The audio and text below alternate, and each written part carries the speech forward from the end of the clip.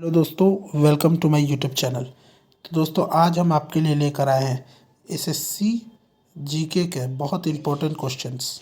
SSC GK 2025 में होने वाले एग्ज़ाम्स के लिए 2025 में होने वाले एग्ज़ाम के लिए एक बहुत इंपॉर्टेंट टॉपिक। ठीक है दोस्तों, एक बहुत इंपॉर्टेंट टॉपिक। आइए स्टार्ट करते हैं इस टॉपिक को। तो ये जो टॉपिक है दोस्तों, इसका नाम है भारत की नदियाँ। ठीक है दोस्तों, ये जो टॉपिक है इसका नाम है भारत की नदियाँ। आइए स्टार्ट करते हैं पहले नदी से। आइए दोस्तों स्टार्ट करते हैं। देखिए, पहला जो नदी है वो है सतलज नदी। सतलज नदी।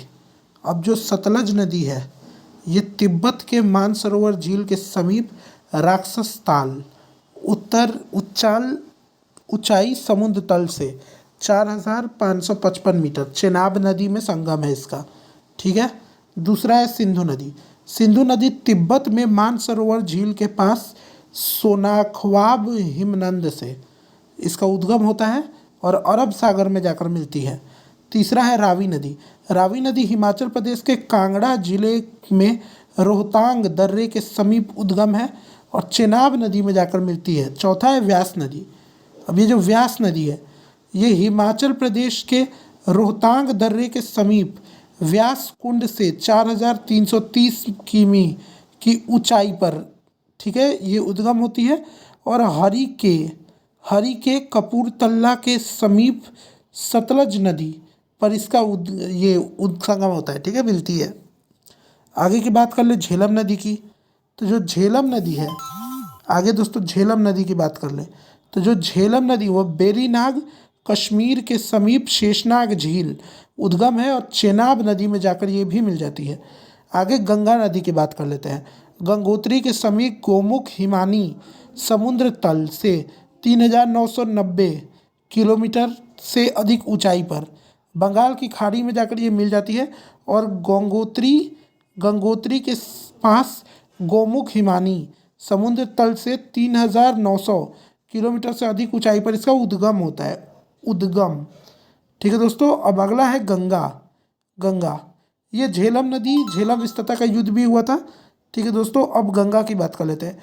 गंगोत्री के पास, हाँ दोस्तों देखिए, गंगोत्री के पास गंगोत्री का गौमुख हिमानी से 390 ऊंचाई पर बंगाल की खाड़ी में जाकर लड़ती है। आगे देखिए यमुना की बात कर लेते हैं। यमुना बंदरपुर के समीप डाल पर स्थित यमुनोत्री हिमानी उच्च समुद्र तल से 6,316 मीटर की ऊंचाई पर ये रहती है उद्गम और गंगा नदी में इसका संगम होता है। ठीक है, गंगा नदी में। अब बात कर लेते हैं चंबल। चंबल में मध्य प्रदेश के मऊ के समीप स्थित जाना पाओ पहाड़ी सिंगार चौरी चोटी ऊंचाई समुद्र तल से 843 मीटर और इसका जो होता है वो इटावा उत्तर प्रदेश से 38 किमी दूर यमुना नदी में इसका संगम होता है। ठीक है, आगे बात कर लेते हैं रामगंगा की। वो गंगा था, ये रामगंगा है।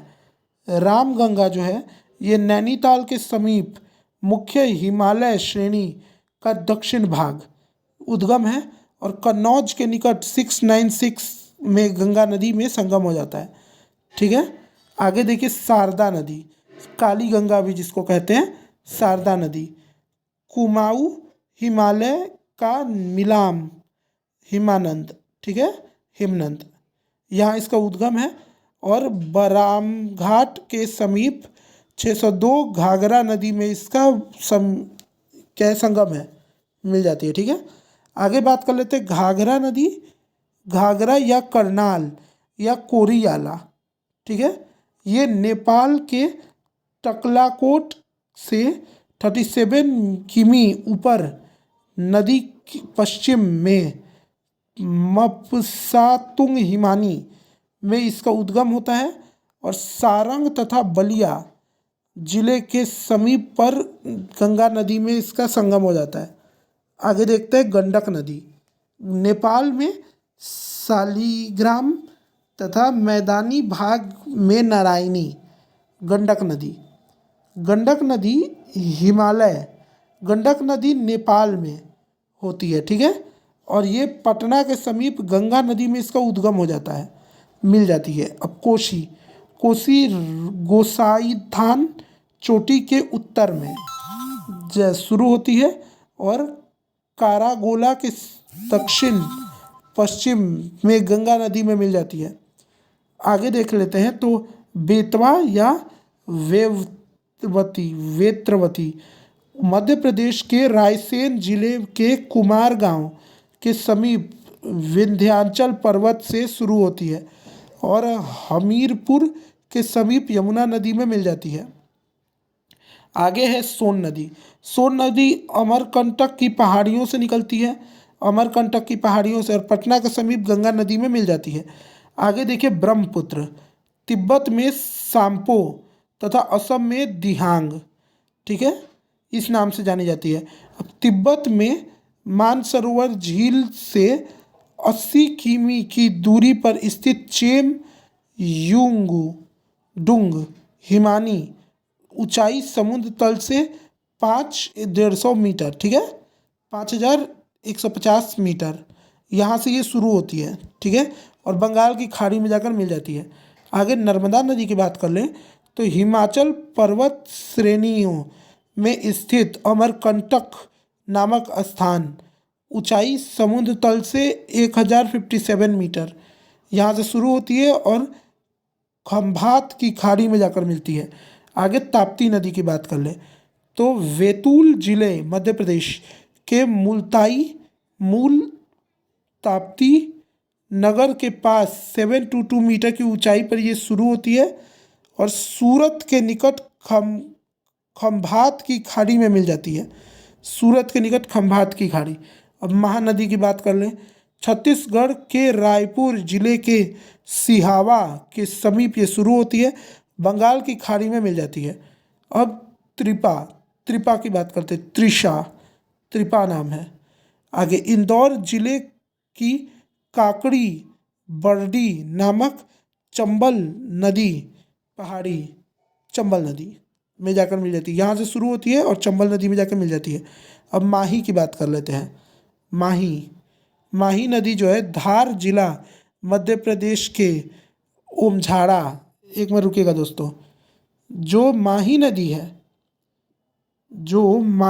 है ये धारा जिले मध्य प्रदेश के ओमझोड़ा में मेहंद झील वहाँ से शुरू होती है और खपाट की खाड़ी में जाकर मिल जाती है।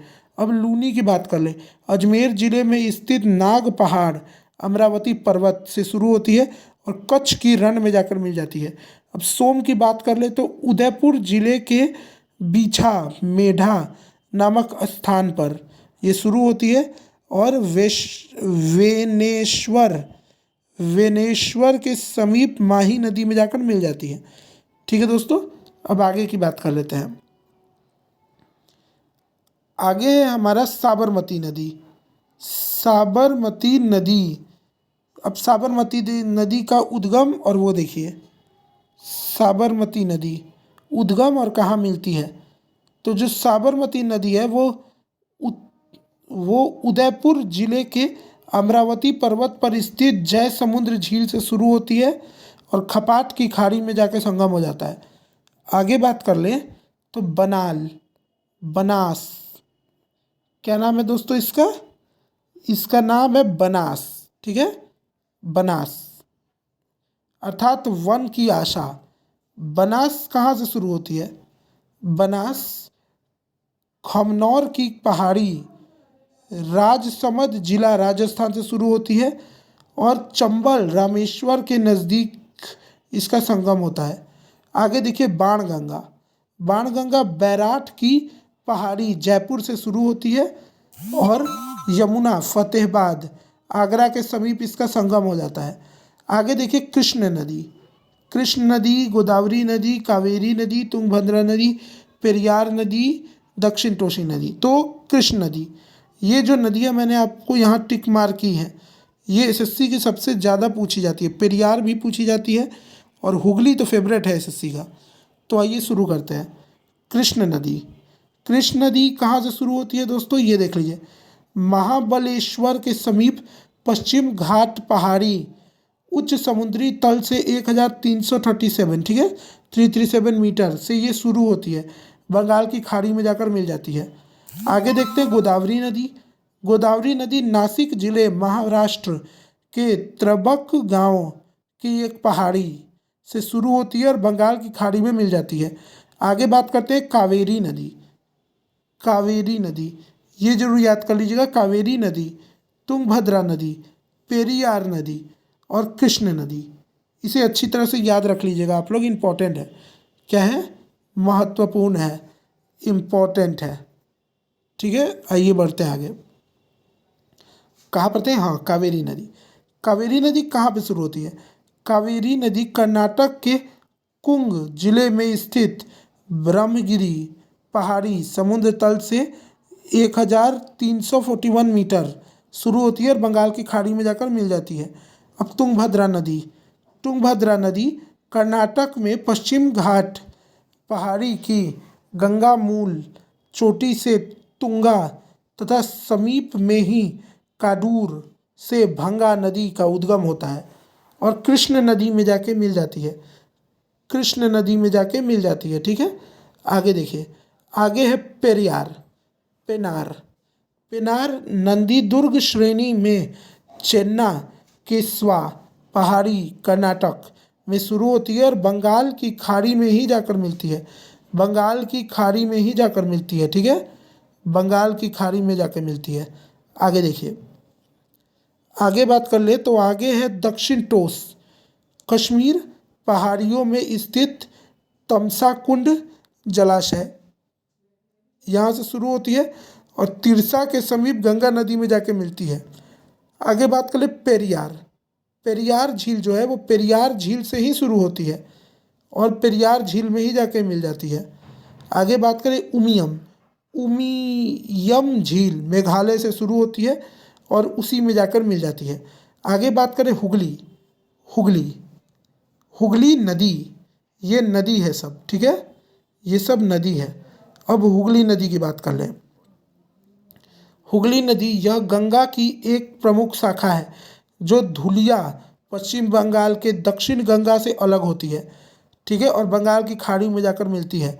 अब बात कर लें बेगाई की।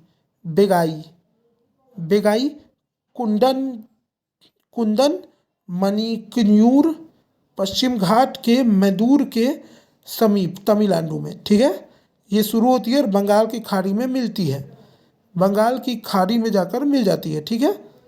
तो दोस्तों ये था एसएससी का सबसे इम्पोर्टेंट क्वेश्चन, ये था दोस्तों एसएससी के लिए जीके जीएस में अगला टॉपिक, जो मैं बहुत जल्दी ही आपके लिए ऐसे ही टॉपिक्स लाता रहूँगा। आप मेरे चैनल को लाइक कीजिए, इस वीडियो को, और शेयर करना मत भूलिएगा दोस्तों, शेयर करना मत भूलिएगा। Thank you.